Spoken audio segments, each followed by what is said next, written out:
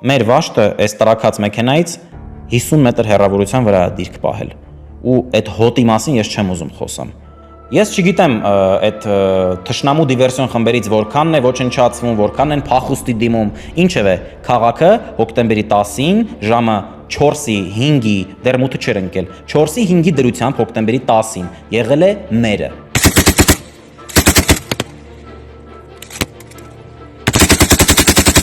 Հայկական գյուղի բնակչությունը հրաժարվել է տեղավորել զորքին, որը եկել է իրենց փրկելու կամ հանգստանալու, որտեղ էլի իրենց էր փրկելու։ Մի հատ երկաթի կտոր որ լիներ։ Լրիվ ուրիշ։ Ինչ ես խոսում։ Էդվարդ, բա գինու փառատոն կա, գարեջրի փառատոն կա։ Այն որ ասում են, դե լավ, ամեն ինչ անենք խաղաղություն լինի, մեկ է նորից այդ բանը չլինի։ Չի կարելի այդ ոգին կոտրել։ Արհեստականորեն չի կարելի կոտրել, որովհետև այս ազգը էլի նույն ազգն է։